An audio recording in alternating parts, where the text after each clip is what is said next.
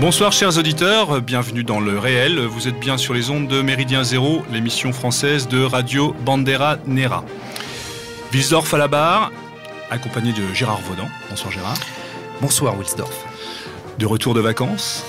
Effectivement. Bronzé tel un burkinabé. Volté tel un surfeur moyen. Et de l'incontournable Lord Sergueï, maître de la technique. Ce soir, nous avons l'immense plaisir et honneur d'accueillir dans nos studios Monsieur Francis Bergeron. Monsieur Bergeron, bonsoir. Bonsoir. Dans le cadre d'une émission pour les petits et les grands de 7 à 77 ans consacrée à Georges Rémy, alias Hergé, le conteur, le père de notre Tintin, si cher à nos cœurs. Hergé, dont vous venez de publier une passionnante biographie chez Pardès, dans une collection qui vous est désormais familière, la collection Qui suis-je ? Mais je laisse le soin à Gérard de mieux vous présenter. Voilà, alors Francis Bergeron, vous êtes journaliste, essayiste, vous êtes l'auteur de nombreux essais portant principalement sur la vie politique française, la littérature et également des romans pour la jeunesse.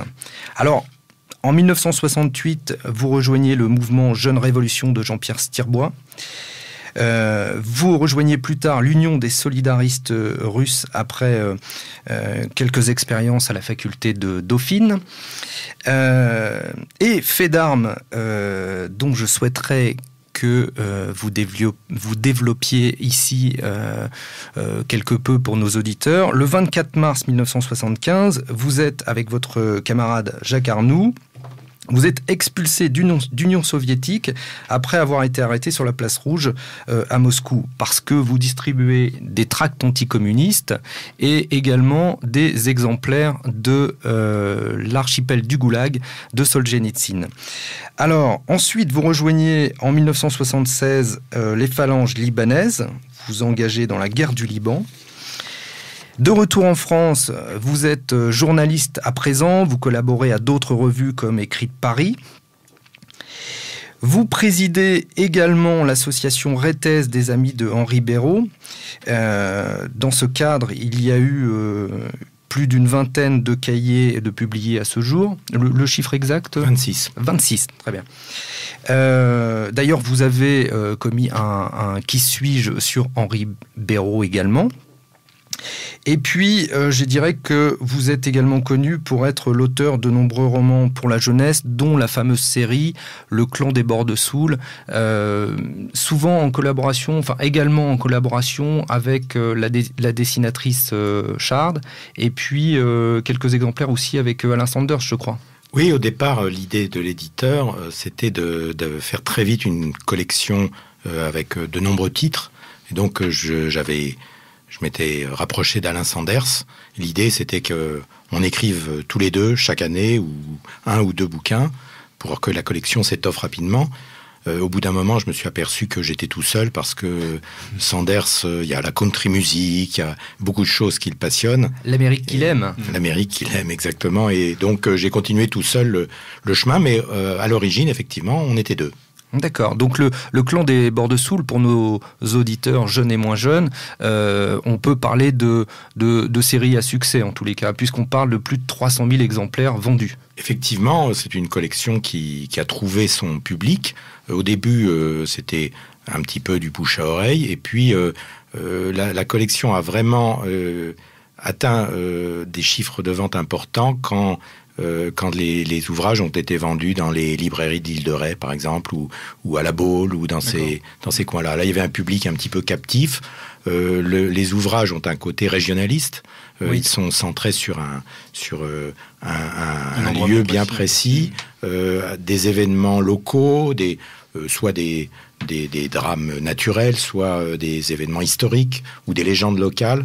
Et donc, il y a un double public pour ces livres-là. Il y a le bouche à oreille du milieu, je dirais, entre guillemets, oui. Et puis il y a les gens qui achètent tous les livres qui paraissent dans cette série-là et qui se passent sur l'île de Ré, ou qui se passent sur l'île d'Oléron, ou qui se passent à la Baule, ou etc. Quoi. Il y a plusieurs publics qui se percutent. Combien de volumes pour 26. 26, hein, c'est oui, pareil, oui, d'accord. Oui. 26 comme pour les cahiers.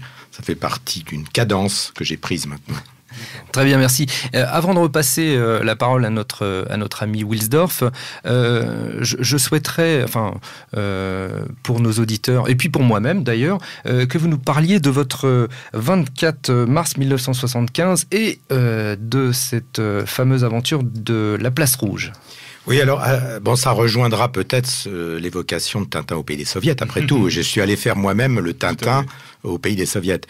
À cette époque-là, je dirais que les mémoires s'effacent très vite, mais le monde soviétique, et je dirais l'Europe de l'Est, était un goulag, était un pays dictatorial, une prison. Il y avait une liberté, il y avait aucune liberté. C'était incroyable le régime policier que vivaient ces gens-là. Les opposants étaient envoyés dans des asiles psychiatriques. Ils étaient traités à l'allopéridol, un certain nombre de médicaments, etc. On n'imagine pas, il y a des gens qui mouraient en prison, comme Galanskov, qui étaient des jeunes gens qui, parce qu'ils avaient récité des poèmes sur la Place Rouge, se retrouvaient arrêtés, et déportés et exécutés, ou en tout cas étaient condamnés à mort. Et il y avait des mouvements de résistance importants, mais très clandestins. Et ces mouvements de résistance avaient besoin de gens de l'extérieur, venant comme des touristes, et venant faire un travail de liaison ou apporter des ouvrages. Il y avait un mouvement continu de ce que j'ai appelé des voyageurs de la liberté, donc des gens qui partaient en URSS ou qui revenaient du RSS. Lorsqu'ils partaient, ils emportaient avec eux ce qu'on appelait des tamizdat, c'est-à-dire des documents, des ouvrages imprimés en Europe de l'Ouest, mais en tout petit caractère sur papier Bible, et ils les mettaient, à l'époque il n'y avait pas encore les systèmes aux aéroports de scanners, etc., donc ils les mettaient autour de leur corps, ils les planquaient le mieux possible, et ils introduisaient ces livres en URSS, et là ils allaient les remettre à des adresses clandestines qui étaient bien répertoriées. Ça, c'était les actions fermées. Ils revenaient souvent avec ce qu'on appelait des samizdat, auto-édition. Donc, c'était des manuscrits ça pouvait être écrit par des gens célèbres, célèbres aujourd'hui, comme Solzhenitsyn, comme Sakharov, Galanskov, Gorbanevskaya, Ginsburg et d'autres. Mais ça pouvait être également, ils sont connus chez les Russes, je dirais Vladimir Maximov, ils sont connus dans le milieu russe, dans le milieu émigré. Donc ces personnes qui faisaient les allers-retours, qui en général étaient des étudiants, en général étaient des jeunes, des gens comme Jacques Arnoux, comme moi-même, faisaient ces allers-retours. Mais au bout de 3, 4, 5, 6 allers-retours, on les faisait en plus au sein de France-URSS, qui était une association paracommuniste, qui était donc un peu moins fouillé, un peu moins contrôlé que d'y aller dans un système plus classique d'agences de voyage. Mais de toute façon, les agences de voyage étaient obligées de toute façon de faire amende honorable. Tout était extrêmement contrôlé. Mais donc ça, c'est au bout d'un certain temps, les visas sur le passeport, etc., risquaient d'identifier un passeur, un voyageur de la liberté. Et donc, certains d'entre eux, il leur était proposé de faire ce qu'on appelait alors là une action ouverte, c'est-à-dire d'aller manifester une solidarité ouverte, évidente, avec les opposants soviétiques, les opposants du RSS. C'est dans ce cadre-là que moi, j'avais fait un certain nombre de voyages en URSS et j'ai proposé à Jacques Arnoux de faire une action ouverte, c'est-à-dire d'aller sur la Place Rouge, au métro, de la Place Rouge, et d'aller distribuer des livres de Solzhenitsyn, des Bibles, des ouvrages de cette nature et des tracts, des documents de cette nature, évidemment en russe. Je ne savais pas exactement l'accueil qu'on recevrait. On pouvait aussi bien une couverture médiatique pour ça. Oui, alors on avait vu en France notamment un journaliste qui s'appelait Dominique Jamais, qui avait une certaine notoriété à l'époque et qui écrivait dans l'Aurore. Il existait l'Aurore. Ouais, après il est allé à l'événement du jeudi, etc. Puis il a beaucoup écrit sur son père. Mais un type qui s'est passionné sur cette affaire et on est donc parti là, mais on ne savait pas si on n'allait pas se faire lyncher par la foule, parce qu'après tout, on disait le peuple subit la dictature, le peuple. Mais au fond, vous aviez l'idée, mais quelle était la réalité, Quelle était la réalité ? Bon, j'avais rencontré des opposants, j'avais rencontré des clandestins, etc. Mais est-ce qu'ils étaient comme un poisson dans l'eau, ou est-ce qu'ils étaient des des individus complètement isolés de la société soviétique. Bon, en fait, on s'est aperçu que les gens, ils se sont rués sur nous, mais pas pour nous tabasser, ils se sont rués sur nous pour nous arracher les bouquins, pour partir avec, pour partir en courant, les tracts, etc. Alors, il faut savoir que il y avait évidemment l'intérêt du document clandestin, etc., mais il faut savoir aussi qu'il y avait un marché parallèle et clandestin de ces ouvrages, c'est-à-dire qu'un ouvrage comme ça se revendait sous le manteau. Ça rappelle en France certains ouvrages, le protocole, l'ordre SS, je crois. Il y a un certain nombre d'ouvrages comme ça, y compris aussi les pamphlets de Céline, qui sont recherchés, qui ont une cote phénoménale parce qu'ils sont vendus sous le manteau. Donc l'interdit fait vendre. Et il y avait un interdit sur ces livres, et donc et sur beaucoup d'autres en URSS. Et donc les gens se ruaient là-dessus parce qu'il y avait une valeur commerciale à tout ça. On a été arrêtés. On n'est pas resté longtemps, peut-être une semaine, je me souviens plus exactement, mais pas longtemps du tout. Et vous êtes resté une semaine en prison ? Oui, en prison. D'abord en prison et ensuite dans une chambre gardée de l'aéroport pour nous expulser. Et en France, effectivement, Dominique Jamais a commencé à orchestrer dans l'Aurore une campagne pour notre libération. Puis après, il y a eu Minute, il y a eu Serge de Beketch, ADG, qui ont fait des papiers, etc. Et finalement, on a été expulsés. Ça correspondait aussi à une époque où Pompidou devait venir... Pompidou, oui, ou Giscard devait venir là-bas, ou en revenait. Enfin, il y avait des relations qui se réchauffaient un peu entre Brejnev et l'Europe de l'Ouest, la France. Donc, on n'a pas été arrêté longtemps, mais il y a eu d'autres voyageurs de la liberté comme nous qui ont fait des séjours beaucoup plus longs. Bon, il y a eu un autre Français, Jean-Christian Thirat, un Toulousain, qui a fait un mois et demi de prison, mais il y a eu des Flamands, des nationalistes flamands, qui, eux, se sont tapés 6 mois, 8 mois, 1 an de prison. Oui, quand même. Donc c'était quand même la loterie quelque part. Alors après, il y a plein d'anecdotes, mais je crois je ne vais pas monopoliser sur ce sujet. Mais juste une anecdote, parce qu'elle est quand même assez amusante. On est interrogé par les services de police, services secrets, je ne sais pas quoi, et ils nous demandent quel est votre chef. Parce qu'évidemment, si on est là, il y a des chefs, des machins, et on dit c'est autogéré. Et ils commencent à écrire est-ce que vous pouvez épeler gérer? Voilà, bon. Ça en dit long quand même. Hein. C'est un peu du Tintin, vous voyez. Oui, non, mais ça pourrait, tout à fait. Alors, ça nous ramène à notre Tintin. Tout à fait. Mon cher Wilsdorf. Donc, nous parlions de votre actualité, M. Bergeron. Justement, la sortie, donc chez Pardès, de Ce qui suis-je sur Georges Rémy, sur Hergé, donc le père de Tintin. Et nous avions à cœur, justement, d'aborder ce personnage. Comme vous le dites un petit peu en substance sur la postface, quelqu'un dans la vie, en fait, est relativement linéaire. La seule chose qui s'est passée véritablement dans la vie d'Hergé, cette fameuse nuit de prison qui le marquera jusqu'à la fin de son existence. Oui.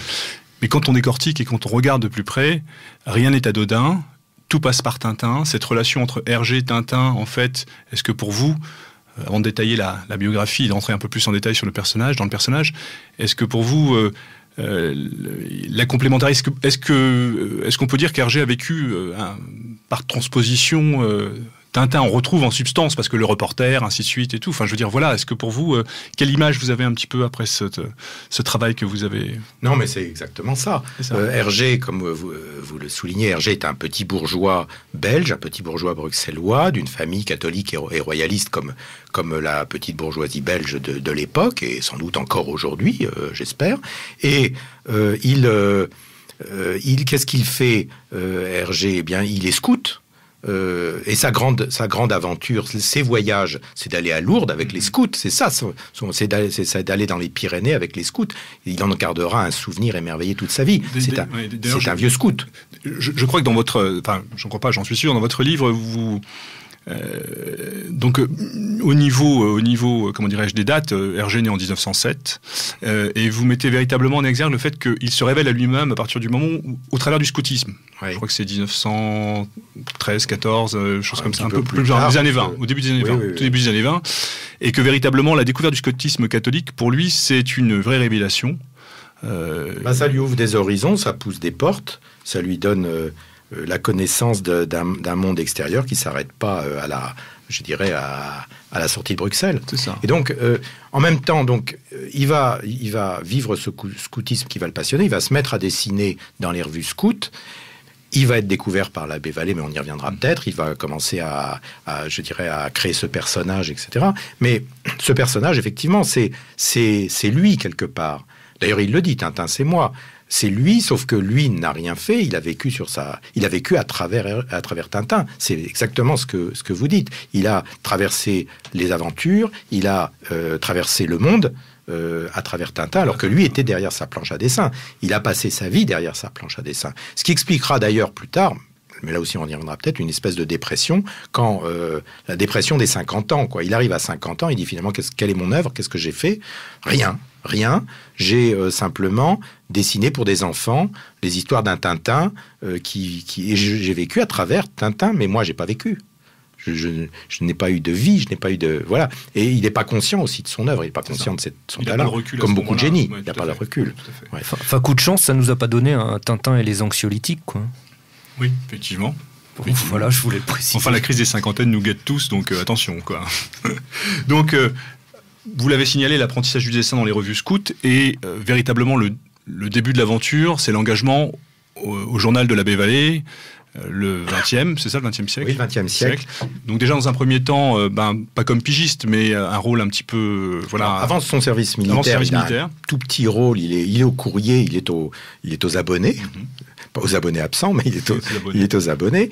Il fait son service militaire, il revient, et là, l'abbé Vallée lui propose de faire du reportage. Donc il va illustrer ce qu'on appelait le reportage, mais c'était en fait essentiellement de l'illustration. On lui proposait de faire de la photo et de l'illustration. Et puis très vite, et ça on voit que l'abbé Vallée est un type assez génial, et je crois que peut-être le seul mérite de mon livre, c'est d'avoir dit que Tintin, l'œuvre d'Hergé, doit énormément à l'abbé Vallée, alors que dans la plupart des biographies et dans la plupart des ouvrages sur Hergé, on dit que l'abbé Vallée a été le mauvais génie de Tintin. D'ailleurs, je crois que Hergé lui dit à un moment, je lui dois tout. L'abbé Vallée, alors... Pourquoi on dit que c'est le mauvais génie? Parce que il était catho, il était, je dirais pas moderniste au sens Marx-Sangnier et l'alliance communisto-catho, etc.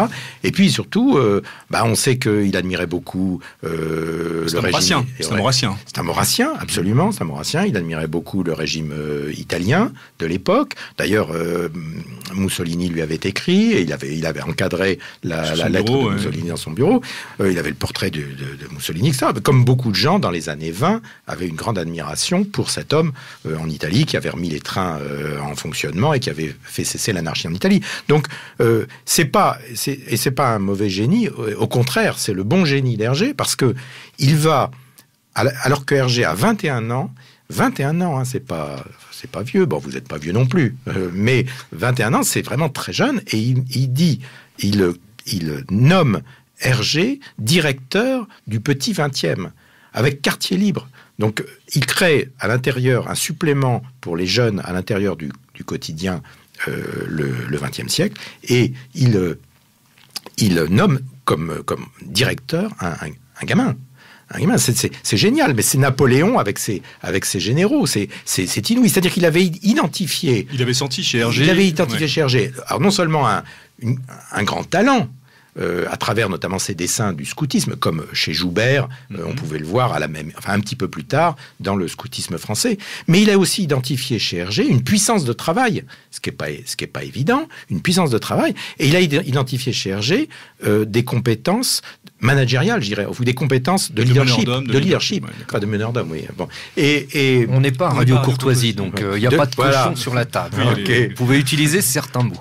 Donc ça c'est formidable, c'est là qu'on voit que l'abbé Vallée est un génie qui sort de ce petit bourgeois scout anonyme et qui va le propulser simplement sur le thème des dessins. Mais le génie de l'abbé Vallée, alors je ne sais pas si vous voulez qu'on passe à autre chose, mais je voudrais, sur le génie de l'abbé Vallée, il est beaucoup plus fort que ça. Il voit donc les compétences d'Hergé. C'est lui qui dit à Hergé, qui dicte à Hergé ce qu'il devrait faire. Au lieu de faire simplement flup, nénès et je sais pas quoi et cochonner, ou au lieu de faire du dessin animalier, parce qu'il voulait faire du genre Benjamin Rabier, des chiens qui parlent, Parce que ça aussi, on verra, il y a une vraie, je ne vais pas parler de révolution, mais il y a une vraie nouveauté dans la manière de dessiner d'une part, même si le dessin d'Hergé va évoluer, voilà, mais aussi dans la manière de concevoir la bande dessinée, sur l'influence américaine qui est importante chez Hergé, l'apparition des bulles, la forme, et puis le fond, et puis le fond, et puis aussi faire parler les animaux, qui est quelque chose aussi de tout à fait nouveau. Non, on a justement Benjamin Rabier. Non, ce que voulait faire Hergé, c'était des animaux. Il voulait faire de l'anthropomorphisme, donc des aventures menées par des animaux qui auraient mené des aventures d'hommes, un petit peu comme chez Benjamin Rabier. Et l'abbé Vallée, il dit mais non, il faut faire un jeune homme, un jeune reporter, toi, et puis on va lui mettre un chien. Qui lui sera un petit peu à faire valoir, enfin en tout cas qui sera un compagnon. Ils se parleront entre eux, mais il faut que ce soit une vraie histoire. Et donc le deuxième coup de génie de l'abbé Vallée, c'est de pousser Hergé à raconter une histoire complète et pas simplement une série de gags. Il faut rappeler qu'à l'époque, la bande dessinée, ce sont des gags essentiellement pour des enfants. C'est complètement nouveau, ça. Jamais on a créé avant Hergé des récits, un récit complet, une aventure complète, et pouvant être lu par des enfants, mais même à la limite par des adultes. Ça n'était jamais arrivé. La bande dessinée était un média pour les enfants, pour les petits, et c'était un gag à chaque page, et c'était et en général pas une histoire complète, mais une série de gags. Il y avait quelques albums avec des histoires qui se continuaient, mais ce n'était qu'un prétexte à des gags. Bécassine en avion, c'est les gags de Bécassine, c'est pas une aventure autour d'un avion, autour d'un voyage, un truc... C'est quelque chose de très ponctuel. Exactement. On est loin du scénario, on est loin d'une histoire menée, etc. Ça n'existe pas à l'époque. Non, dans la bande dessinée, absolument pas. C'est la première bande dessinée qui s'apparente au roman. Jusqu'à présent, ce n'est pas le cas. Mais le génie de... Je vous coupe, excusez-moi, c'est propre à Hergé ou véritablement en Belgique? Parce que bon...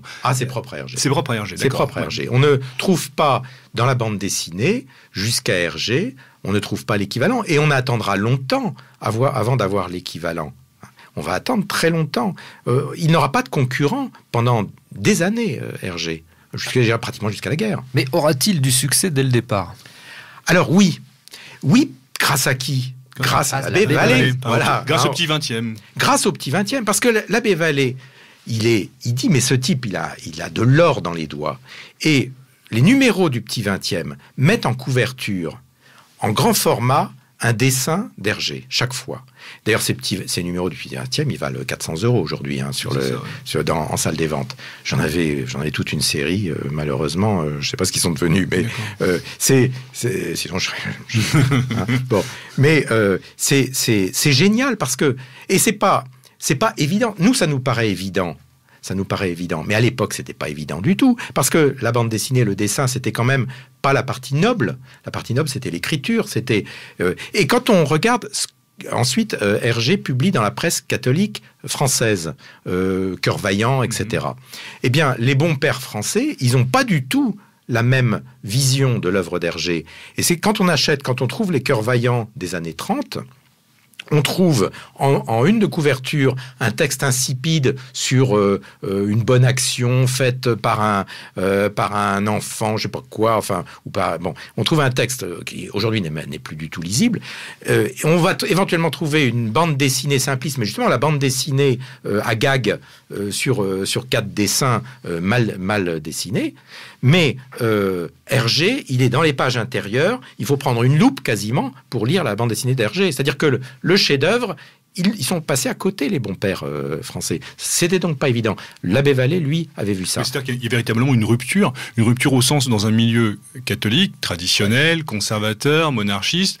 Spontanément, du point de vue de la culture, on ne pense pas forcément bande dessinée. Non, on pense vie de saint, voilà. On pense apologie des bonnes actions, éventuellement des portraits de militaires, des portraits d'hommes, personnages historiques, de gloire de la nation. Voilà. Mais là, on est dans un autre univers. Et un autre trait du génie de l'abbé Vallée, c'est à la fin de Tintin au pays des soviets, il va inventer, je dirais, la publicité moderne. Parce que Hergé arrive à la fin, et qu'est-ce que dit l'abbé Vallée? Il dit, on va pas s'arrêter. D'abord, l'abbé Vallée, il avait vu les ventes du petit 20e augmenter constamment, il avait vu le succès, il avait aussi vu que ces bandes dessinées n'étaient pas lues que par les enfants, mais qu'elles étaient lues aussi par des adultes. Et il va organiser un retour de Tintin à la gare du Nord de Bruxelles. Et donc, il va embaucher un petit scout, il va l'habiller en Tintin, ils vont trouver un petit clébard, ils vont lui mettre dans les pattes, et puis le scout se change dans les toilettes du train avant d'arriver à la gare, et là, on a Tintin qui débarque avec Hergé. Et dans le journal, ils ont appelé les lecteurs à venir. Et ils ont acheté un bouquet de fleurs, ils pensent qu'il y aura une centaine de lecteurs ou une cinquantaine de lecteurs, et puis ils vont remettre ça, ils vont prendre des photos, il y aura une belle série de photos, une belle photo dans le petit 20e. Mais en fait, ce que découvre l'abbé Vallée, c'est que la gare du Nord est encerclée par la foule. La gare du Nord est paralysée par les milliers de personnes qui sont venues à la rencontre de Tintin. Et il se rend compte, il découvre à ce moment-là, enfin il en avait peut-être la prescience, mais il voit à quel point le personnage qu'a créé Hergé, les gens, les enfants, mais même des adultes, ont pu s'identifier à ce personnage. Alors, il y a des centaines de scouts, des milliers de scouts, il y a des milliers de familles. Il y a une maman qui donne son bébé à Tintin, au garçon qui joue. Prenez pour la photo, et puis il y a un tel mouvement de foule qu'elle est séparée de Tintin, et on a ce pauvre scout qui se retrouve avec un gosse en train de hurler, et la mère a disparu, c'est tout juste, il n'a pas été piétiné. C'est quelque chose d'inouï. Mais on se rend compte comme le succès, parce qu'on voit dans votre livre, vous en parlez justement, le fameux, on en parlera tout à l'heure, mais le retour de Chang, quand justement, c'est pareil, il arrive, mais c'est l'émeute quasiment, enfin, je veux dire, tout ce qui touche à Tintin, oui. C'est énorme, quoi. Il y a une dimension magique, et on est tous nostalgiques de Tintin, alors qu'on a tous lu d'autres œuvres, qu'on a aimées éventuellement, y compris dans le domaine de la bande dessinée, mais il n'y a pas cette nostalgie que l'on peut avoir. Je pense à Astérix, c'est excellent, Astérix et d'autres choses, et Tanguy et la Verdure, et tous les Charlier, c'est formidable. Et Charlier était un type formidable, entre nous soit dit, il aurait pu être ici. Hein. Il aurait pu, oui. Hein.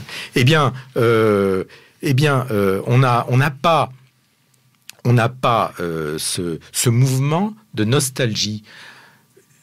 Pourquoi ? Peut-être parce que le dessin d'Hergé est un dessin extrêmement pur.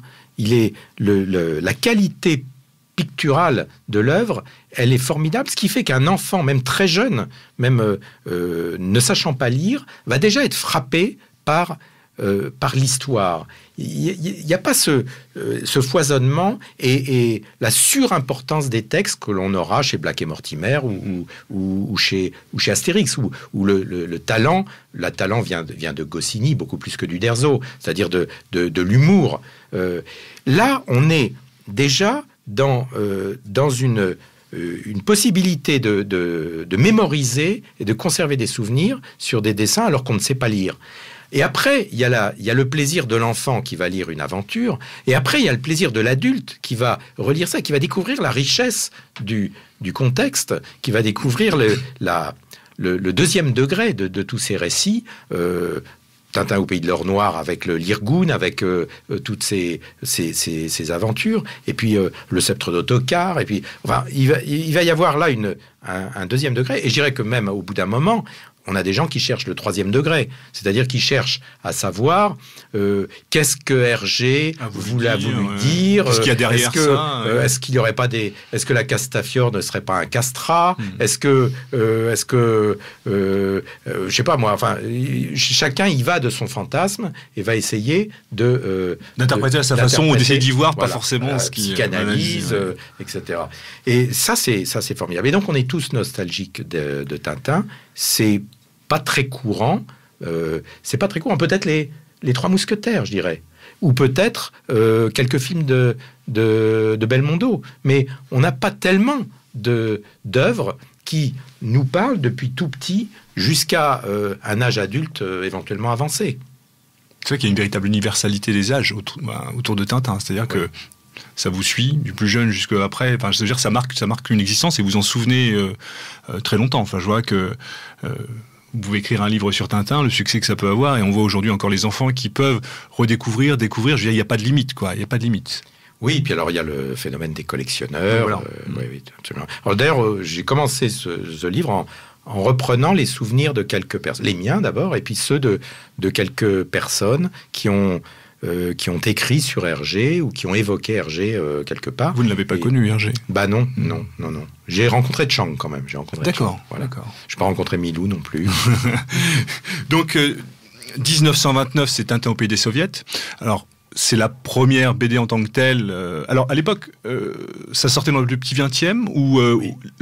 Tintin, tel qu'on le connaît aujourd'hui au travers des albums, ses premiers albums, enfin, les premières aventures de Tintin sortaient par tranche en chaque numéro du petit 20e, c'est ça? C'est ça, ça sortait en feuilleton dans le petit Feuilleton. 20e. Ça a été repris après dans Cœur Vaillant en France, mais plus tard, donc en 1934, je crois, le Tintin au pays des soviets, etc. Et puis, l'abbé Vallée se dit qu'il faut en faire un album parce que ça a bien plu. Et cet album va avoir du succès, beaucoup de succès. Donc C'est quelle année alors le premier album 1930. Alors moi j'avais noté 29-30, voilà, c'est ça, Tintin au pays des soviets, les fameuses mémoires de Joseph Douillet dont vous parlez, Ouais. qui sont en fait tout ce qu'on retrouve... 1928. C'est ça, tout ce qu'on retrouve... qui était Joseph Douillet exactement? Alors c'était un vice-consul belge en Russie, mais il était vice-consul déjà à l'époque du tsar. Et il reste sur place, il parle évidemment russe couramment, etc. Et il est investi par la mission Nansen, qui était une mission chargée d'apporter des aides alimentaires en URSS, parce qu'il y avait des famines terribles après la Révolution.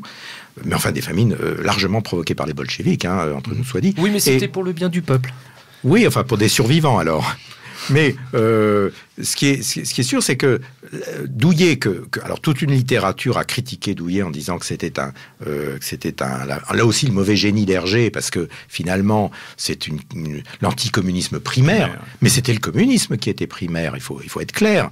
Et ce que dit l'abbé Douillet est complètement vrai. D'ailleurs, là, il vient de paraître un numéro du Point, un numéro exceptionnel du Point sur l'œuvre d'Hergé, et on nous dit. Il y a un article qui dit Joseph Douillet avec un livre d'anticommunisme primaire. Et puis l'article d'après, c'est quelqu'un qui nous dit tout était vrai.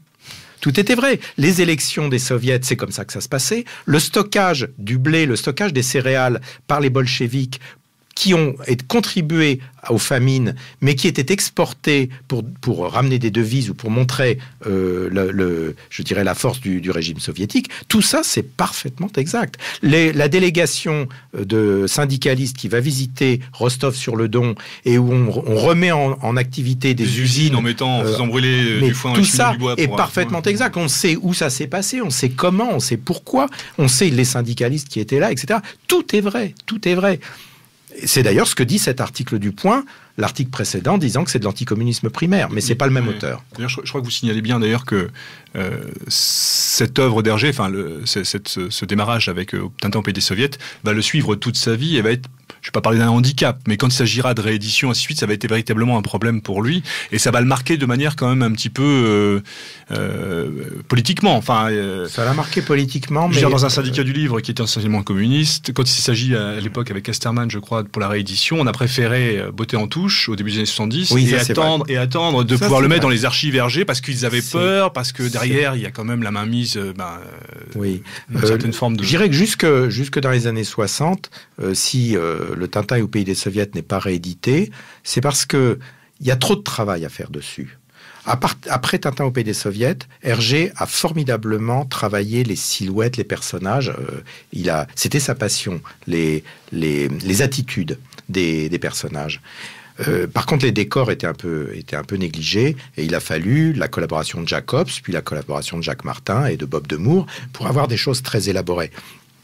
Mais Tintin au pays des soviets, c'est un livre de jeunesse, c'est une œuvre de jeunesse, et donc il aurait fallu tout reprendre. Il n'y avait pas de décor, pratiquement pas de décor. Il y avait des contraintes techniques aussi. Oui. Et les personnages étaient quand même très sommaires, y compris Tintin, qui ne ressemble pas à Tintin. Il est un petit bonhomme, on dirait un bibin d'homme.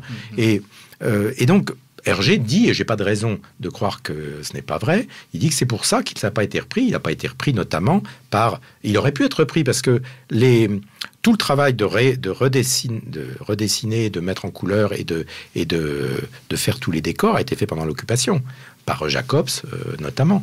Et donc on aurait très bien pu faire Tintin au pays des soviets. Il n'y avait pas de censure anti-soviétique, du moins à partir de 1941. Avant, oui. Et il ne l'a pas fait pour ces raisons-là. Par contre, et là je vous rejoins complètement, quand il voit que on lui écrit sans arrêt en lui demandant Tintin au pays des soviets, quand il voit que il y a des éditions pirates partout depuis des dizaines d'années, on sort sans arrêt des éditions pirates, il dit à Casterman mais il faut rééditer, rééditer-le tel quel. De toute façon, il y a un public, vous en vendrez 10 000, 20 000 par an. On connaît quand même pas beaucoup d'éditeurs qui refusent un marché comme ça, un fond de tarte à 10-20 000 exemplaires par an, les doigts dans le nez. Et là, Casterman, lui, ne le fait pas pour les raisons que vous dites. C'est-à-dire qu'on est, après 68, que une vraie véritable mainmise dictatoriale. Il y a la peur des violences physiques. C'est-à-dire que Casterman n'exclut pas que des bandes gauchistes, parce que rappelez-vous quand même le mai 60. Enfin, vous pouvez pas vous rappeler, vous étiez pas né. Mais mai 68, c'est pas que Peace and Love et les fleurs. Ça, c'était une toute petite tendance. C'est aussi Marx, Engels, Lénine, Staline, Mao sur les drapeaux. C'est le mouvement maoïste, c'est le mouvement stalinien, c'est tout ça. D'ailleurs, il y a quand même eu pas mal de gens qui ont avoué après s'être complètement trompés sur ces voies-là. Et donc, il n'était pas exclu que, par exemple, Casterman soit envahi par des gauchistes, trotskistes, communistes, etc., pour démolir les machines, etc. Et donc, c'était quand même une attitude de crainte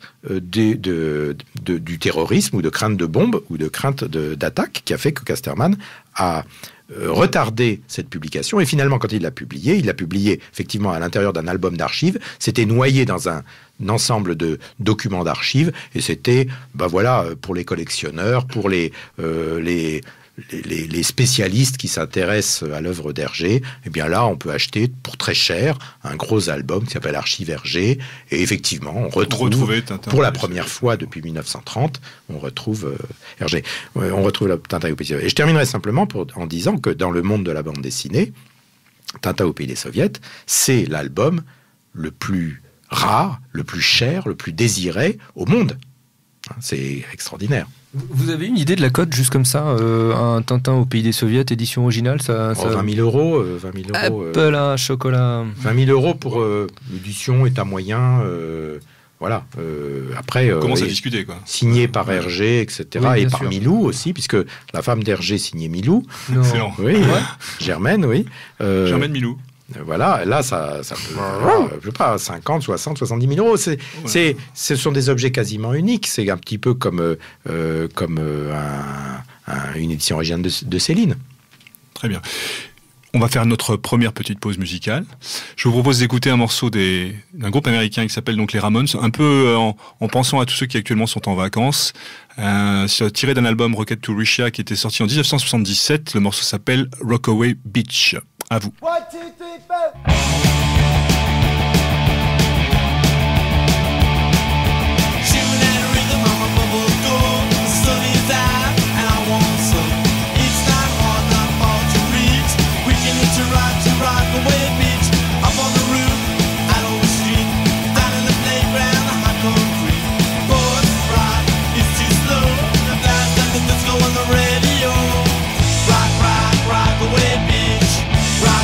Rock away, beach.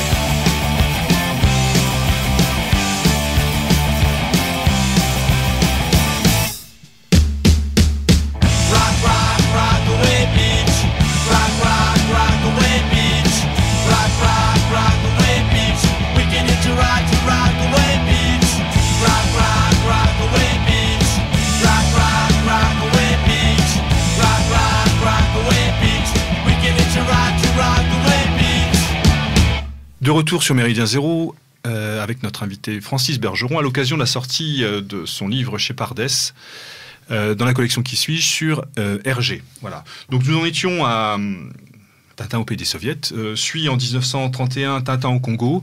On va voir encore là l'influence de l'abbé Vallée. Le petit 20e est avant tout une œuvre d'apostolat pour l'Église catholique. Une manière aussi de parler des missions catholiques en Afrique, si je ne me trompe. Oui, c'est ça. Alors effectivement, le petit 20e est un journal catholique. Le 20e siècle est un journal catholique. C'est l'équivalent de la Croix. J'entends la Croix d'avant-guerre, la bonne. Et le petit 20e, c'est l'équivalent de Cœur Vaillant d'avant-guerre. Et puis après-guerre, il y a plus, enfin après 68, en tout cas, il n'y a plus rien dans la presse catholique. Mais ce que veut faire effectivement l'abbé Vallée, c'est c'est d'envoyer Tintin au Congo pour exalter, mettre en valeur le travail des missionnaires.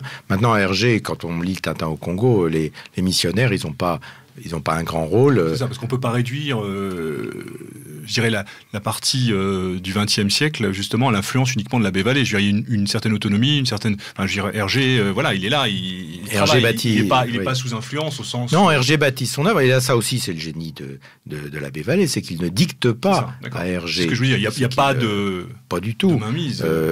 Il dit, ça serait bien de faire ça, mais en même temps, Hergé n'a jamais mis les pieds au Congo. Hergé ne connaît pas ce monde. Il a une documentation qui lui est fournie par les bons pères, et puis une documentation qui souvent vient du Crapouillot aussi, et il va inventer cette histoire où le rôle des prêtres, des missionnaires n'est pas très conséquent. De temps en temps, ils interviennent pour sauver Tintin ou pour sauver Milou, mais en dehors de ça, il n'y a pas grand-chose. Ce sont des personnages tout à fait secondaires, oui. 1932, Tintin en Amérique. On retrouve Hergé, le scoutisme. Oui, alors ça c'est quelque chose ça lui tenait certainement à cœur. Oui, je crois. Ça lui tenait à cœur parce que il faut pas oublier que et là aussi j'ai lu des bêtises dans des biographies d'Hergé. Contrairement à ce qu'ont dit certains, l'histoire des peaux rouges. L'aventure des peaux rouges, c'est quelque chose qui était très présent dans le scoutisme français d'ailleurs, et dans le scoutisme belge également. Les peaux rouges vivaient en communion avec la nature. Les peaux rouges, c'était les signes de piste, c'était les camps, c'était la tente, c'était la totémisation. Et j'ai lu des biographies de gens qui ne connaissent rien du scoutisme, qui nous disent, mais contrairement aux scouts qui étaient forcément pour les cow-boys blancs, Hergé parle des Indiens, etc. Mais c'est pas vrai du tout. Il y avait des prêtres qui étaient... D'abord, il y avait des prêtres chez les Indiens, les robes noires, et puis il y avait des auteurs scouts et des auteurs du monde catholique, des auteurs scouts qui étaient extrêmement férus d'histoire indienne, comme Paul Coz, par exemple, qui avait publié plusieurs livres sur les Indiens, etc. Et effectivement, tous les totems, tout ça, c'est complètement hérité du monde indien. Et donc Hergé a vraiment envie de raconter une histoire qui se passe chez les Indiens, ou en tout cas avec les Indiens. Les plumes, les chefs, les tomahawks, le calumet de la paix, tout ça. Enfin, tout ça, c'est des choses qui sont extrêmement... qui font partie de sa culture de jeunes garçons. Donc, il l'envoie là-bas. Il raconte l'Amérique vue à travers le Crapouillot, vue à travers... Justement, on retrouve un petit peu, excusez-moi, nous avons eu la chance de recevoir Marc Lautelou il y a une quinzaine de jours du bulletin célinien. On a parlé justement, et cette relation entre, je ne vais pas dire entre Hergé et Céline, mais est-ce que selon vous, c'est pas aussi une dénonciation du modernisme outrancier, du consumérisme, d'une certaine forme d'industrialisation anarchique? Enfin, je crois que c'est ce que vous reprenez dans votre livre, justement. Oui. Hergé raconte un peu la destruction de ces communautés indiennes à travers l'industrialisation galopante. On voit comment on fabrique de la saucisse avec des chiens, avec n'importe quoi. Enfin bon, on voit les Indiens qui sont chassés parce qu'on a trouvé du pétrole, et puis parce qu'ils passent un jour dans sa voiture. au milieu du désert, et quand il repasse le lendemain, il y a des immeubles partout, des policiers partout, voilà, c'est une certaine nostalgie. Il veut évoquer un monde mais c'est un monde qu'il ne connaît pas, en fait. Tout à fait, d'accord. Il l'imagine, en fait, il le transpose. Oui. Enfin, toujours est-il que cet album-là marque la fin de sa collaboration, directement avec l'Abbé Vallée. Il passe chez Casterman à l'issue. Il y a là une rupture. Elle est motivée par quoi, cette rupture ? C'est une rupture qui porte sur la qualité de diffusion des ouvrages d'Hergé, tout simplement. Uniquement. C'est que, le Casterman, c'est un éditeur de bottins téléphoniques en Belgique. Mais il a un directeur commercial qui est extrêmement actif. Et là, on voit le professionnalisme qui va prendre en charge les albums, alors que du côté des bons pères, il y avait beaucoup de bénévolat, et puis les pères, les pères, les assomptionnistes ou les curés, etc., sont pas forcément faits pour faire un autre métier que le métier qui est de leur vocation d'origine.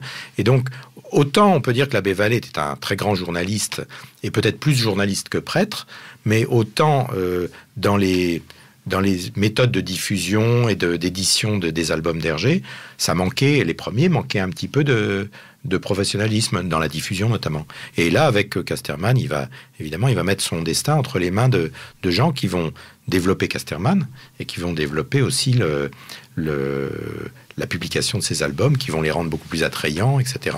Avec des planches couleurs, avec beaucoup de choses. Voilà, donc vont s'en suivre toute une série de livres, notamment le premier, donc Les cigares du Pharaon, où on voit en substance une dénonciation, on voit encore l'influence certainement de l'Abbé Vallée, l'esprit maçonnique, la secte maçonnique, le monde dirigé par un groupe d'hommes dont l'ambition et le pouvoir, on retrouve tout ça en substance. Oui, les cigares du Pharaon, c'est une dénonciation de la franc-maçonnerie. Oui.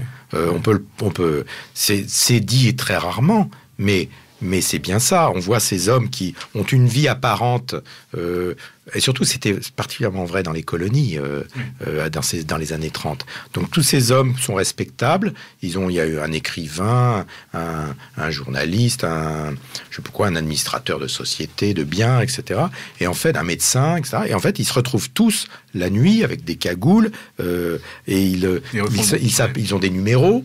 33e degré, etc. Enfin bon, non, bien sûr, c'est la dénonciation de la franc-maçonnerie, c'est évident. Mais ça m'interpelle quand même, parce que Hergé est anticommuniste, alors finalement, il n'aime pas les loges maçonniques, mais comment ça se fait qu'on en parle encore aujourd'hui ?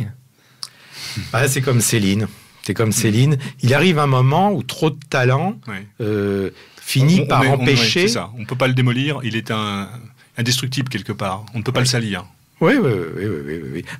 On peut le salir, mais de toute façon, c'est ce qu'ils disent sur Céline. C'est un salaud, mais il a tellement de talent. C'est terrible, ça. On dit la même chose avec les... Oui, c'est ça. Ouais. Et donc, en l'occurrence, la rencontre avec Henri de Montfred, justement, qui lui-même était franc-maçon. Oui.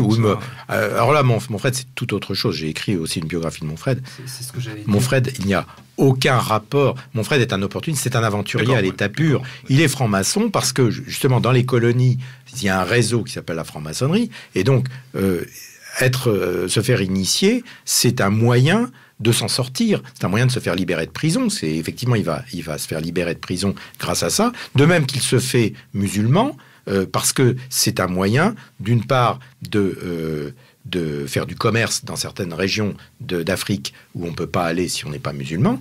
Et puis, d'autre part, ça lui permet aussi de prendre femme, épouse sur épouse, si je puis dire, même de multiplier les épouses à la mode musulmane. Il n'y a pas que du mal, finalement. Non, je vois aussi de bonnes choses dans l'histoire. Et donc, lui, il va...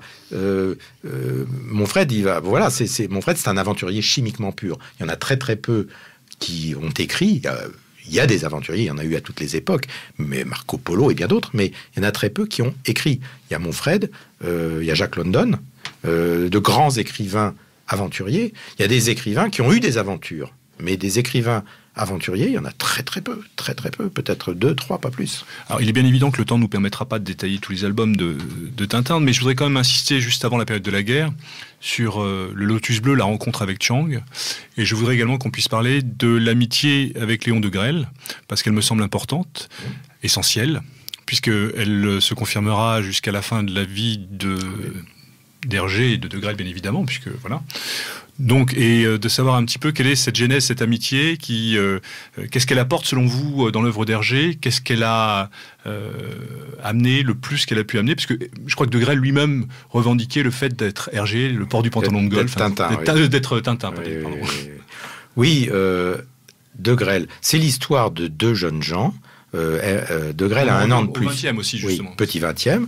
De Grelle a un an de plus qu'Hergé. Ce sont deux garçons, l'un a 21 ans, l'autre 22 ans. Et ils font le même métier, pas de la même manière, parce que finalement Hergé ne va faire que dessiner, tandis que De Grelle va faire des reportages, et des vrais reportages. Il va partir aux États-Unis, il va partir en Amérique latine, etc. C'est vrai qu'Hergé, il est subjugué, admiratif de la vitalité de Grelle. Puis De Grelle, c'est un personnage haut en couleur, c'est un baratineur, c'est un type qui a de la verve, c'est un type qui transforme la réalité. Il la transforme, il la rend, il euphorise le monde, il euphorise l'univers. C'est un optimiste extraordinaire, c'est un personnage, il a une faconde. On est étonné que ce soit un Belge, on le verrait plutôt du Midi, on le verrait plutôt de Tarascon ou je ne sais où. Alors il a un côté vantard aussi, il a un côté qui peut énerver, parce qu'il en dit plus qu'il n'en fait, mais c'est un homme éminemment sympathique. Et c'est un jeune homme, il était déjà comme ça, jeune homme, un extraverti complet, qui donne son amitié, qui a toujours des grosses voitures, qui a toujours des jolies femmes autour de lui, etc. Et le jeune Hergé, il est fasciné par ce gars-là. Alors, Tintin n'est pas De Grelle. Il n'y a que De Grelle qui le dit. Il le dit d'ailleurs dans son remarquable ouvrage. Tintin, mon copain, c'est très bien amusant, ça, hein. Oui. Mais Tintin n'est pas De Grelle, il est un petit peu De Grelle, mais par les culottes de golf essentiellement. Tintin, c'est d'abord Hergé, bien sûr. C'est le jeune homme qu'il aurait voulu être, le héros. Mais comme chacun d'entre nous, si on écrit un livre avec un personnage héroïque, on a envie de se transposer. Et je lis en ce moment un roman d'ADG où ADG, vous l'avez peut-être connu. Oui, un petit peu. Balle Nègre. Et il fait de son héros un type qui mesure 1m90, Pascal Delcroix, l'avocat. Bon, quand on a connu ADG, c'était... Il était un peu plus petit, un petit peu plus rondouillard. Voilà, un peu plus rondouillard. Bon, j'ai adoré ADG, hein, donc le physique, évidemment, n'a pas une grande importance, mais voilà, on se projette dans des héros, dans des personnages. Donc, Tintin, c'est Hergé d'abord, c'est un petit peu son frère, puisqu'il avait un plus jeune frère, et il a beaucoup utilisé comme modèle. Quand Hergé lui-même a vieilli, il avait besoin d'un répondant, enfin de quelqu'un, puisqu'il n'avait pas d'enfant, et il avait ce jeune frère, et il a beaucoup utilisé les centres d'intérêt de son frère, les postures de son frère, les attitudes, etc. Il le faisait même poser pour dessiner. Et c'est accessoirement De Grelle. Donc c'est l'amitié de deux hommes. Après De Grelle, il a cette fibre politique qui va l'amener là où on sait, une aventure politique. Hergé, il n'avait pas cette fibre politique, qu'on le veuille ou non. C'était pas son centre d'intérêt premier. Il avait une sensibilité quand même. Il avait une sensibilité, bien sûr, mais c'était pas un militant. Parce que vous pensez véritablement que l'amitié entre les deux hommes sur la durée, on parle de la valeur scout, de l'amitié dans le scoutisme. Je crois qu'on est au-delà de ça quand même. On va plus loin que ça. Il y a quand même quelque chose qui, même si leur relation n'a pas toujours été, mais je veux dire...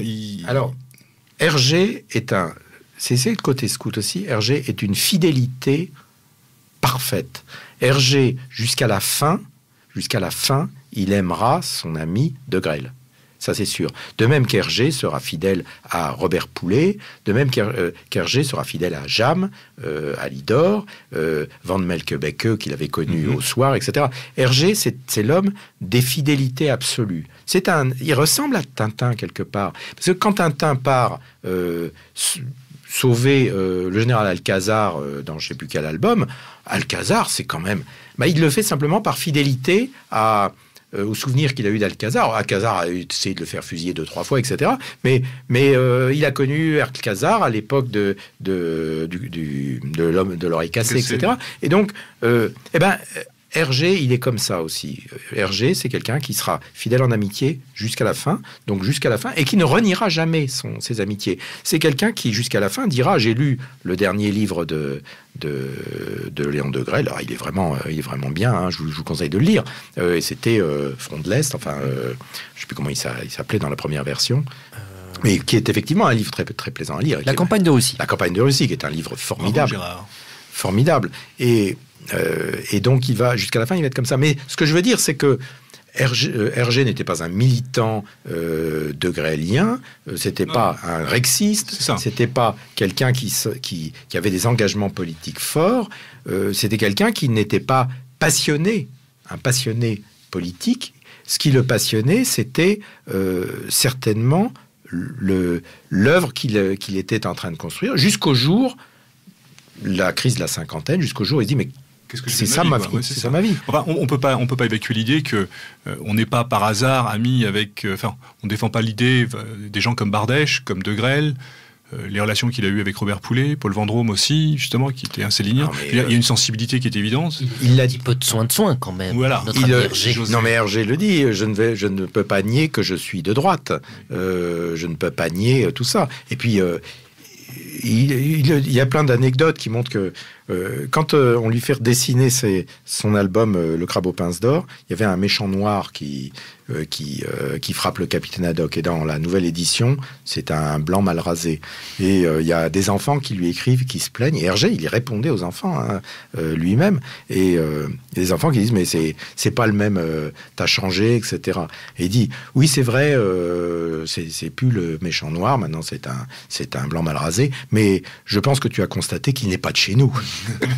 Alors, et ça lui a été reproché par Assouline en disant dans la biographie d'Assouline, en disant, mais vraiment, il avait un fond, il avait un mauvais fond. Oui, ça alimentait la chose. Oui. Mais, alors, malheureusement, en 2 mots, parce que le temps passe, Chang, l'amitié de Chang, le Lotus Bleu aussi qui est important, parce que je crois qu'il y a une relation très particulière entre ces 2 hommes qui reviendra justement au moment de cette fameuse dépression. Mais là, c'est justement, alors, ça illustre bien l'amitié l'affectivité d'Hergé. Donc il rencontre ce jeune catholique chinois qui vient faire des études en Belgique. Et puis c'est un sculpteur.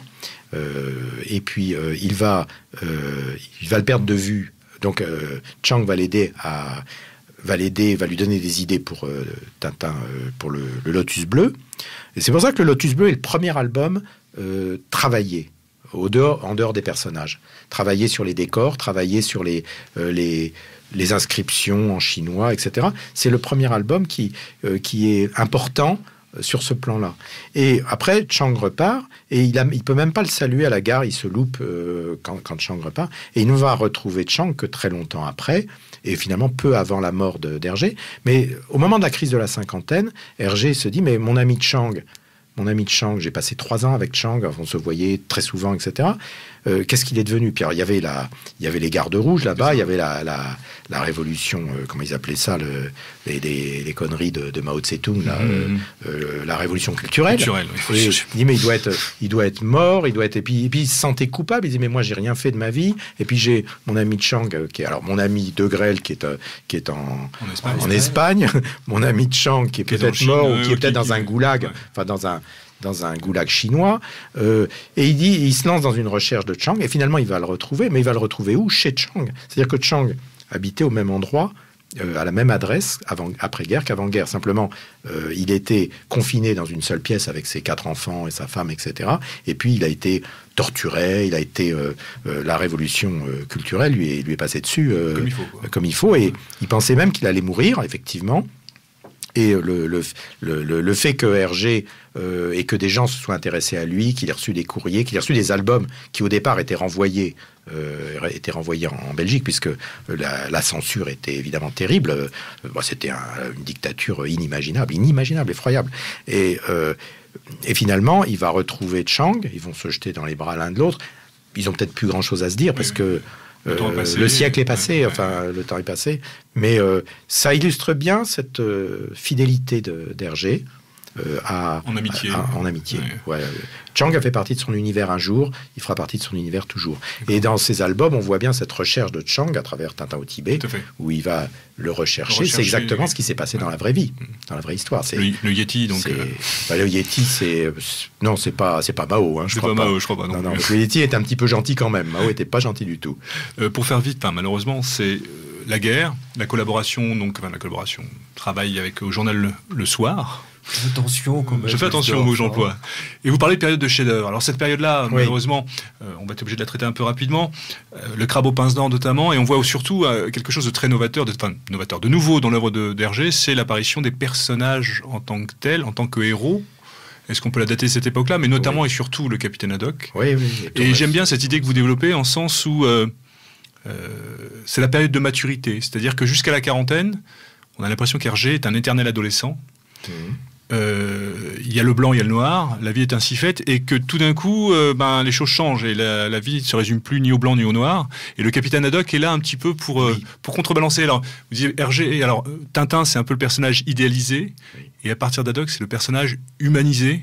Oui, complètement. C'est le ça. personnage beaucoup plus complexe. Alors, Haddock, est-ce que Haddock c'était Léon Daudet? C'est ce qu'on a Oui, il y a dit. ça aussi. Ouais. C'est ce qu'on a dit parce que Léon Daudet avait été en exil en Belgique et Léon Daudet éructait pas mal quand il avait bu, et il buvait souvent comme le capitaine Haddock. Est-ce que Haddock c'était Céline? Vous savez qu'il y a un livre qui compare les jurons du capitaine Haddock et les jurons de Céline, un livre de Bramy. Est-ce que Haddock c'était... moi je pense qu'Haddock c'était aussi un peu Hergé, effectivement. C'était le Hergé refoulé, le Hergé qui... Hergé était très policé, c'était un type extrêmement poli, fidèle, poli, etc. C'était un scout qui faisait sa BA tous les jours. Et donc... C'était le gendre idéal ou quoi, Hergé? Oui, sans doute. Il faisait sa bonne action régulièrement. Et le capitaine Haddock, c'est la partie qu'il aurait aimé être aussi, quelque part. Et voilà. S'affranchir de certaines choses pour pouvoir justement se dépasser. Oui. Alors il le fait à travers l'alcool, mais ça peut être à travers d'autres choses. Donc, et puis alors l'univers hergéen, l'univers tintinesque se meuble avec effectivement aussi le professeur Tournesol, avec d'autres personnages.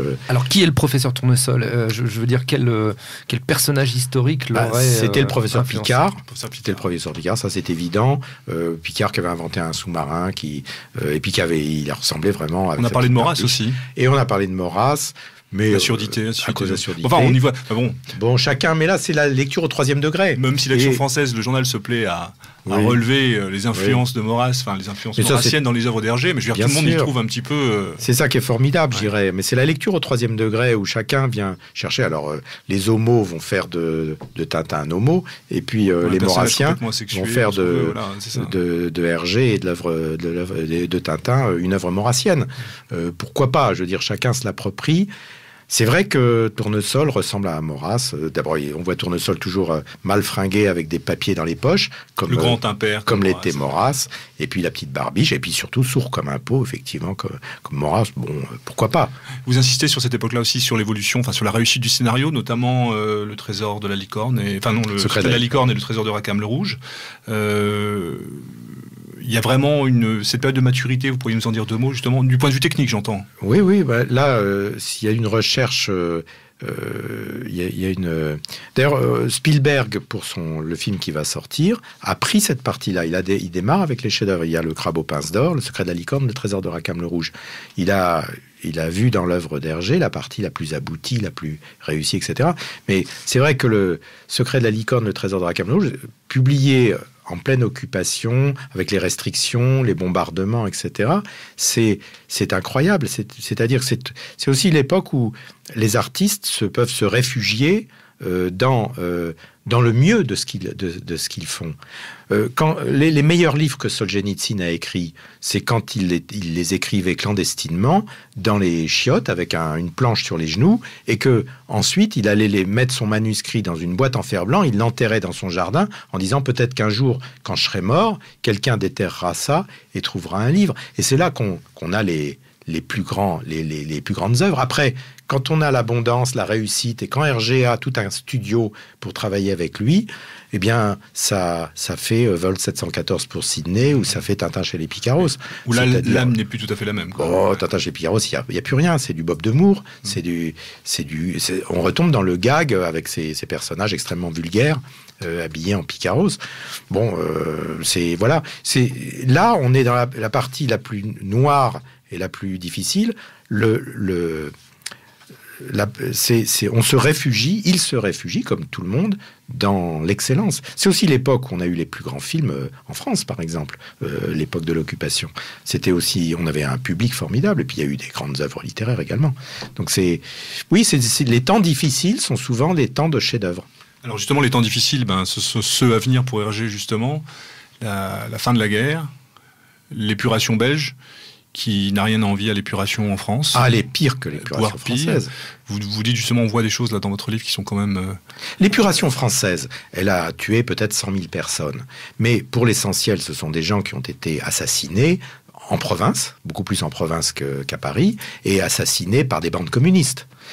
L'épuration légale en France a été assez modérée, c'est peut-être pas le mot, mais disons, il y a eu quelques écrivains fusillés, et des gens de très grand talent, comme Paul Chac. Je pense surtout à Paul Chac, parce que c'était vraiment quelqu'un qui était assez formidable. Mais Brasillac, bien évidemment. Brasillac, bien évidemment. Mais ensuite, les choses assez vite se sont tassées, etc. En Belgique, il y a eu une épuration légale, épouvantable, et qui a duré très longtemps, qui a duré même qui durait encore à l'époque de De Grelle, puisque il n'a pas eu le droit. Ces cendres ont été interdites de territoire belge. C'est-à-dire que même les cendres étaient dangereuses. C'est ça, il y avait même eu une loi spécifique. Une loi spéciale pour interdire le rapatriement des cendres. Mais on marche sur la tête, enfin c'est pas possible. Et donc Hergé a écrit quoi ? Il a écrit Tintin, a publié Tintin dans les pages du Soir, et donc il y a un interdit professionnel très important en Belgique, encore plus important qu'en France, et donc tous ceux qui ont écrit dans la presse censurée par les Allemands ont été interdits professionnels. Donc il s'est retrouvé interdit professionnel, ses albums pouvaient encore être vendus, mais lui n'avait plus le droit de dessiner dans des journaux, y compris des journaux pour enfants. Il y aura un procès ? Non, il n'y a pas eu de procès, il y a eu un procès avec un non-lieu. Très bien. Il y a quand même eu un procès. Oui. Mais qu'est-ce qu'on pouvait... Enfin, en tout cas, il y a eu un non-lieu. Non, il n'y a pas eu de procès formel, mais disons qu'il y a eu un juge d'instruction, etc. Et finalement, il y a eu un non-lieu. Parce que finalement, qu'est-ce qu'on pouvait reprocher à Hergé ? C'était d'avoir dessiné pour des enfants dans des pages d'un journal qui s'appelait Le Soir. Qui est légal dans une période comme celle de l'occupation. Mais est-ce qu'on a mis en prison les marchands de journaux qui l'ont vendu ? Est-ce qu'on a mis en prison les poissonniers qui ont emballé leurs poissons avec ? Est-ce qu'on a mis en prison les imprimeurs, les ouvriers du livre de l'époque, etc. Non. S'ensuit pour lui quand même une interdiction de travailler. Oui. Qui va durer combien de temps ? 2 ans, 3 ans ? Qui va être... non, même pas. Parce que très rapidement, donc il y a un non-lieu, et puis il y a un résistant, résistant très à droite, mais résistant catholique quand même. Monarchiste. Une sorte de colonel Rémy, ou une sorte d'Alain Griotteret. Qui est une caution voilà, donc là, on ne pouvait pas... trouver mieux. Voilà, enfin, en tout cas, on ne pouvait pas l'empêcher, qui va le chercher, et qui crée le journal Tintin, le fameux journal Tintin. Donc en fait, en dehors, après cette période-là, véritablement, la vie d'Hergé se passe derrière sa planche à dessin jusqu'à la fin de sa vie. Oui. Des problèmes personnels font qu'il y a un moment, une période difficile qui vont l'amener, on l'a évoqué, retrouver Chiang Kai-shek. La crise de la cinquantaine, c'est parce qu'il n'a pas d'enfant aussi. Mais le journal de Tintin, ça correspond à quoi ? Au sens où, dans cette carrière, dans cette évolution, est-ce que pour lui c'est un aboutissement ? Est-ce que pour lui c'est véritablement... ou c'est une continuité ou... Oui, c'est une continuité. Et puis ça lui permet de réexister, parce qu'il a eu pendant 1 an, il n'existait plus socialement, il était interdit professionnel, il était interdit de publication, et donc ça lui permet de reprendre pied, de retrouver un public, et ça donne un support aussi à la publication des albums qu'il avait commencé. Par exemple, Tintin au Pays de l'Or Noir, il l'avait commencé en 1939, et il va le finir après. Il va le terminer en 1950. Donc ça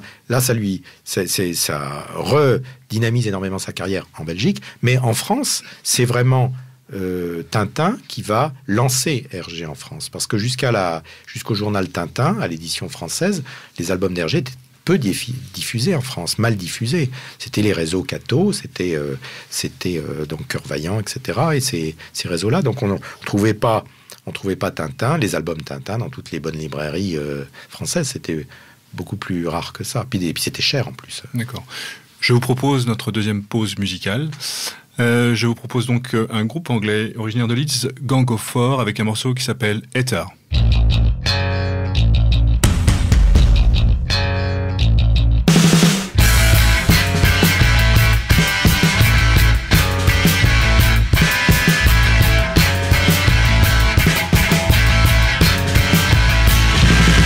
Trapped in heaven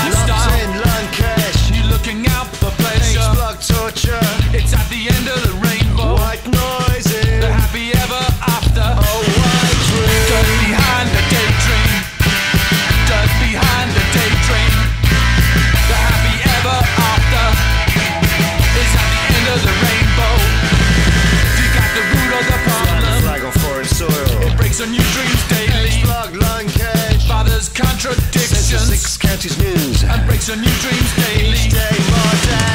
Dirt behind the daydream. Dirt behind the daydream. The happy ever after is at the end of the rainbow. White noise in a white room. White noise in a white room. White noise in a white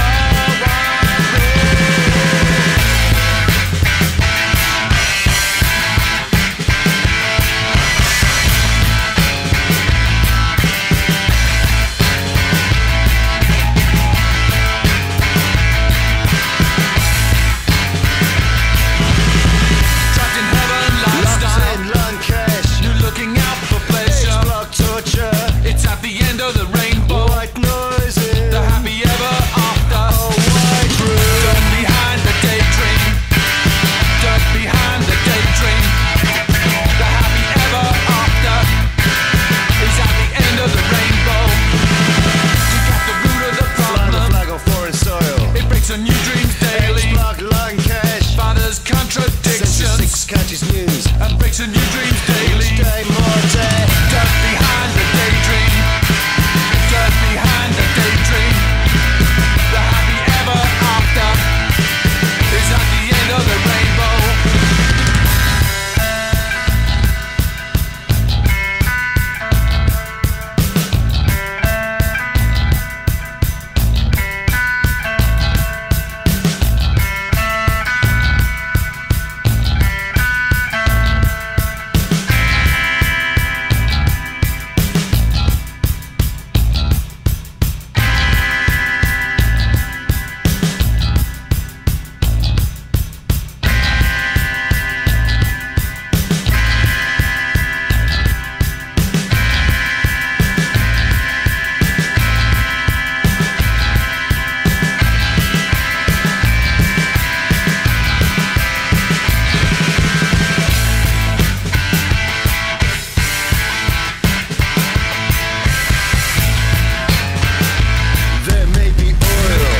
for pleasure. It's at the end of the rainbow. Ever after. It's caught up with the ether. It's caught up with the ether. It's caught up with the ether. De retour sur Méridien Zéro avec notre invité Francis Bergeron à l'occasion de la sortie donc dans la collection Qui suis-je chez Pardes de votre livre Monsieur Bergeron, Hergé. Dans cette dernière partie d'émission, j'aurais souhaité qu'on puisse aborder les rencontres qui sont importantes dans la vie d'Hergé, rencontres, influences, collaborations. Après, je crois que vous nous aiderez à y voir un petit peu plus clair et je voudrais qu'on parle pour commencer d'Edgar Jacobs, l'auteur de Blake et Mortimer. Jacobs, Hergé cherchait en fait une collaboration. Il avait besoin d'étoffer son équipe. Il y avait d'une part les albums en cours de travail. Faut pas oublier qu'à l'époque tout était, c'était très travaillé. Tous ces albums étaient très travaillés, image par image, etc. Il n'y avait aucun renfort technique. Et puis il voulait refaire les albums anciens, il voulait les redessiner, et Casterman était prêt à les mettre en couleur en plus. Donc c'était quand même quelque chose de tout à fait nouveau. Parce qu'à l'époque, la plupart étaient en noir et blanc. En noir et blanc, oui. Et donc il va rencontrer Jacobs, mais Jacobs était en train d'écrire une série, un roman qui a d'ailleurs été édité depuis, qui n'était pas Blake et Mortimer, c'était une série préhistorique en quelque sorte de cette série-là, mais c'était plutôt un truc genre Flash Gordon, enfin la presse américaine ne venait plus, donc les illustrés pour enfants ne reprenaient plus les bandes dessinées américaines du style Batman, Superman, etc. Et lui, il avait inventé une sorte de Flash Gordon français, enfin belge plutôt, et donc il voulait terminer son histoire, mais la rencontre, c'est simplement la rencontre une rencontre professionnelle. Et il a trouvé chez Jacobs quelqu'un qui avait toutes les qualités qu'il n'avait pas, je dirais, dans la réalisation d'un album, c'est-à-dire le souci du détail, pas seulement sur les attitudes des personnages, mais aussi sur le décor, les personnages annexes, les foules, etc. Et donc on voit on voit très bien la contribution de Jacobs, qui est très importante. On la voit par exemple dans la couverture des cigares du pharaon redessinés, puisque Jacobs lui-même figure dans un sarcophage. On voit E.P. Jacobini, avec son nœud papillon très caractéristique. Et puis, on le voit aussi dans le sceptre d'autocar. On voit un moment un mouvement de foule, tout à la fin, quand Tintin va recevoir les décorations du roi. Eh bien, il traverse la foule et on voit dans la foule, alors les Dupont accrochent un lustre, si vous vous souvenez, avec leur canne, mais on voit Hergé et Jacobs dans la foule qui sont venus là pour applaudir Tintin. Donc voilà, c'est une amitié quand même qui a été forte, même s'ils se sont un peu brouillés, mais ils sont en fait. Hergé avait vraiment besoin de Jacobs. Il reprochait à Jacobs d'être trop lent dans son travail. Alors que par exemple Jacques Martin, avec qui il a collaboré ensuite, était beaucoup plus rapide et beaucoup plus. Alors justement, plus par rapport à Jacques Martin et d'autres aussi, parce qu'on se rend compte qu'à l'époque du journal de Tintin, il est confronté à de nouvelles générations de dessinateurs qui travaillent un petit peu différemment. Et Jacques Martin est de cela, justement, je crois. Alors, juste un mot, mais Jacques Martin, c'est bon bien. Dimanche. Voilà, sous vos applaudissements. Non, c'est pas celui-là. C'est bien celui de Lefranc et d'Alix. Voilà, le créateur d'Alix. Ce sont des homonymes. Des homonymes parfaits, si je puis dire. Maintenant, j'aime bien aussi l'autre Jacques Martin, qui était membre des Amis d'Henri Béraud, donc permettez-moi Tiens donc, un scoop. Oui, c'était un Lyonnais. Il a d'ailleurs préfacé une réédition de Béraud, d'un des livres de Béraud. Voilà, donc c'est pour dire que même Jacques Martin avait quand même un bon fond. L'autre Jacques Martin, le Jacques Martin d'Alix avait un très bon fond. Et j'ai eu l'occasion aussi. Vous l'avez rencontré. D'ailleurs, vous dites que c'est le dernier grand collaborateur d'Hergé à disparaître en 2010. Il est mort récemment. Oui, il est mort tout récemment. Il était aveugle, genre, au contraire, très très souvent. Et il était bien. Il aurait pu venir ici aussi. Il aurait pu venir ici aussi, puisque d'ailleurs Réfléchir et Agir lui avait ouvert ses colonnes avec une interview il y a de cela 6-7 numéros, quelque chose comme ça. Donc je pense qu'il aurait pu être là. Il a été accusé d'antisémitisme pour avoir raconté dans un de ses albums l'histoire un album qui se passait au Liban ou dans ces coins-là, enfin en Syrie puis en Mésopotamie. Enfin bon, mais c'était vraiment des procès. Tout à fait scandaleux, et injustifié. Oui. Comme dirait notre ami Eugène, il n'aimait pas la carpe farcie. Voilà. Et juste pour revenir sur Jacobs, Jacobs a percé avec son premier album qui raconte une guerre mondiale. Je ne sais plus comment il s'appelle d'ailleurs. C'était le tout premier album raconte une histoire de guerre mondiale. Et on voit notamment les méchants. On nous a expliqué dans beaucoup d'ouvrages que en fait les méchants c'était une transposition des nazis ou des fascistes, etc. Mais c'est pas vrai du tout. Ça c'est pas vrai du tout. Les chars des méchants dans ces albums, ils ont... C'est toute la série Le Secret de l'Espadon, etc. Voilà, Le Secret de l'Espadon. Voilà. Je cherchais exactement Le Secret de l'Espadon. Les chars ont une étoile rouge. Ils ont une étoile rouge. Alors moi, je veux bien qu'on me dise que les nazis avaient une étoile rouge, mais enfin, là, je me suis gouré dans mes... Il y a comme qui dirait mal révisé mes fiches. Oui. Et d'ailleurs, à la fin de sa vie, Jacobs avait donné à une association dont je m'occupais à l'époque, une association de soutien à la résistance afghane, mais la résistance anti-soviétique, celle de Massoud. Il avait autorisé cette association à publier un de ses dessins tirés du Secret de l'Espadon, où on voit un char soviétique, un char rouge ou un char à étoile rouge, attaqué par des résistants qui tombent de la montagne, etc. Et Jacobs considérait que c'était la guerre froide qu'il mettait en cause. D'ailleurs, il le dit au début du Secret de l'Espadon, la guerre froide, le rideau de fer, etc. Et c'est le monde libre contre les soviétiques ou les Chinois soviétiques, puisque les méchants sont en Mongolie ou je ne sais où. C'est-à-dire, c'est pas exactement l'URSS, c'est pas exactement la Chine, mais enfin, c'est dans ce coin-là. Et la Mongolie, d'ailleurs, était communiste à l'époque.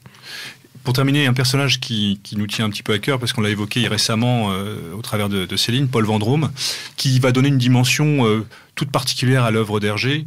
D'abord en soutenant le fait que l'œuvre d'Hergé n'est pas réservée aux petits-enfants, et en insistant sur le patrimoine littéraire, sur l'importance littéraire et sur le rayonnement culturel de son œuvre. Vous pouvez nous en dire deux mots ? Oui, Paul Vendôme, il est très important dans l'histoire d'Hergé. Pourquoi ? Parce que donc c'est un jeune écrivain, enfin c'est un jeune critique qui est présenté à Hergé par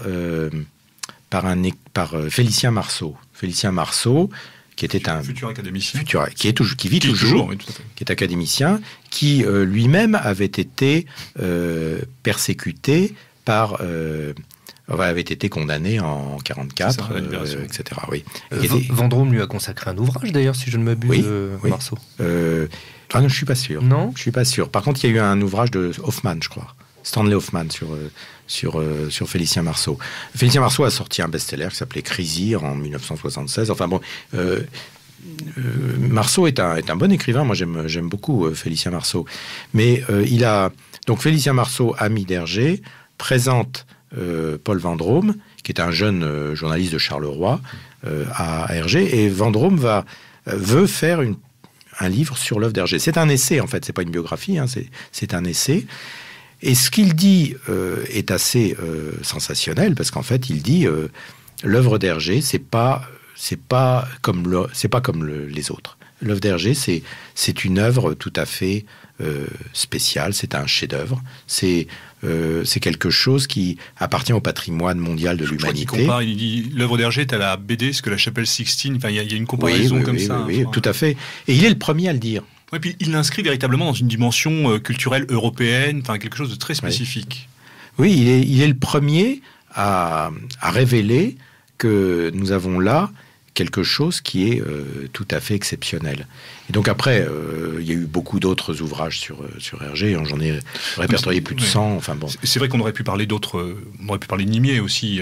Alors Nimier va faire une critique du livre de Paul Vendôme et de l'œuvre d'Hergé. Il va s'amuser à comparer chaque album d'Hergé avec un personnage de la littérature. Donc il va évoquer Dumas, il va évoquer Jacques Perret. Enfin Hergé va pas aimer du tout sa critique.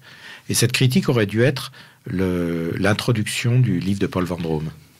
Et Hergé s'est opposé à ça. Non, oui, c'est ça, il y a un différent entre eux à propos d'une préface, c'est ça. Oui, c'est ça, c'est la préface de Nimier. C'était extrêmement prestigieux d'avoir une préface de Nimier, même à l'époque. J'allais dire surtout à l'époque, non ? Même à l'époque. Non, mais aujourd'hui, ça serait difficile. Puis non, Nimier quand même. Non, mais c'était comme une référence. C'était une référence. Et puis il avait toutes ses entrées à Gallimard, etc.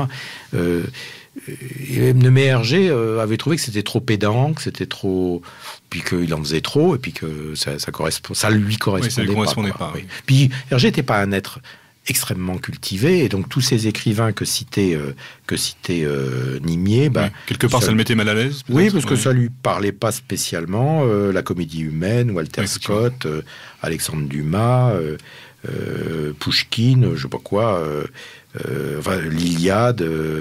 Rabelais, Cervantes, Don Quichotte, Daniel Defoe, Swift, Fielding, Dickens, tout ça lui parlait pas, ou pas énormément. Disons que il se reconnaissait pas. Gérard, je crois que vous vouliez nous faire une petite aparté sur un personnage de l'œuvre d'Hergé qui vous tient particulièrement à cœur. Alors, absolument. J'ai nommé l'ami Abdallah. Notre ami Abdallah. Donc le petit garnement. Juste vous lire, parce qu'à la fin de votre ouvrage, Francis Bergeron, il y a les opinions en annexe, les opinions sur Hergé avec les pour, les contre. Alors il y a tout un tas de gens, nous parlions tout à l'heure d'ADG, Pierre Arditi, etc. Et voilà, il y a de la truculence, comme dirait ADG. En tous les cas, Pascal Bruckner, en parlant d'Abdallah, je le cite, « Abdallah est un plaidoyer en faveur de la fessée et des claques, et l'on s'étonne que les ligues de protection de l'enfance n'aient pas encore banni des albums d'Hergé les scènes où il reçoit, pour notre plus grand bonheur, une solide correction. » Petit chenapan. Ça laisse rêveur. On a dit que, et notamment Assouline, je crois, pourtant Assouline c'est quelqu'un que j'apprécie bien, mais son Hergé n'est pas très réussi parce que Assouline n'a pas accroché avec l'œuvre d'Hergé, me semble-t-il. Et ce qui l'intéresse, c'est le Hergé de l'occupation, c'est le Hergé par rapport à Robert Poulet, c'est le Hergé politique en quelque sorte. Mais le Hergé politique est quand même plus mince qu'il ne le croit. Ce que vous nous dites, effectivement, qui finalement n'était pas si politique que ça, en fait. Il n'était pas très politisé, je dirais. Il n'était pas très politisé, il avait un bon fond, selon moi, mais il n'était pas très politisé. Voilà, c'est ça la vérité d'Hergé. Hergé est un artiste, c'est un génie, c'est un type... c'est la Chapelle Sixtine, c'est Mozart, mais voilà, c'est pas un symbole politique. Ça ne peut pas l'être ni par sa vie, ni par son œuvre. Il a fait passer dans son œuvre ses sensibilités, puisque c'était son vécu, c'était sa formation, c'était voilà. Mais au-delà de ça, on peut pas dire véritablement que... Voilà, exactement. Et donc, Assouline nous explique que Hergé n'aimait pas les enfants, que Hergé n'avait pas eu d'enfants, mais je crois qu'il n'a pas eu d'enfants parce qu'il ne pouvait pas en avoir. Physiologiquement, voilà, c'est pas parce qu'il les aimait pas. Et il dit, Abdallah représente tous les enfants pour Hergé. Je crois que c'est pas vrai du tout. Hergé aimait les enfants. Hergé était incroyablement attentif à répondre à toutes les lettres des enfants, à envoyer des petits dessins qui valent une fortune maintenant, à faire toutes ces... prendre soin de répondre à chaque courrier, d'expliquer, etc. Oui, pour quelqu'un qui n'aime pas les enfants, effectivement, Oui, on a vu mieux. Il était tout à fait extraordinaire. Il avait donné beaucoup de temps finalement à cette partie-là. Il n'était pas dédaigneux, il se coupait pas du tout de ça. Je crois qu'il aimait dessiner pour les enfants. Il aimait raconter des histoires pour les enfants. Abdallah, je dirais que c'est un personnage, c'est une caricature comme les Dupont et comme beaucoup d'autres. En tout cas, merci Monsieur Bergeron de nous avoir fait partager votre passion et nous avoir fait découvrir au travers de Tintin l'homme qui était Hergé. J'engage tous nos auditeurs, je les invite à découvrir ce livre vraiment passionnant. Donc je vous redonne les références publiées chez Pardès, donc la collection Qui suis-je. Vous y trouverez dans cette collection bien d'autres ouvrages, mais celui-ci a une saveur toute particulière. Je crois que chacun d'entre nous est marqué par Tintin au travers de nos jeunesses respectives. Donc je tenais à vous remercier d'avoir participé à cette émission, de nous avoir fait partager votre passion pour Tintin. Je vous remercie de votre invitation. Et je crois, Gérard, que nous avions un petit quelque chose à ajouter. Voilà, absolument. Alors, chers auditeurs, nous voulions vous remercier. L'équipe de Méridien Zéro est enchantée du succès grandissant de cette émission. Merci à vous. N'oubliez pas que vous pouvez écouter ou réécouter ces émissions sur Europa Radio. Voilà, et j'avais un remerciement tout spécial à adresser à nos amis qui prennent le temps de nous diffuser via d'autres moyens de communication sur le net, comme notamment Dailymotion, YouTube. Nos émissions sont retransmises sur ces moyens. Eh bien écoutez, je ne dirais qu'une chose, félicitations pour votre travail, merci pour votre travail, et puis l'équipe de Méridien Zéro est à votre écoute. N'hésitez pas à nous faire part de vos remarques. Le blog est à disposition pour cela, il est fait pour ça. À mon tour de vous remercier. Merci d'être fidèle à Méridien Zéro. Vous êtes pour nous, comme l'a dit Gérard, les relais de la pensée libre, autonome et radicale. À bientôt dans le réel et plus que jamais à l'abordage. Et pas de quartier. Et pas de quartier.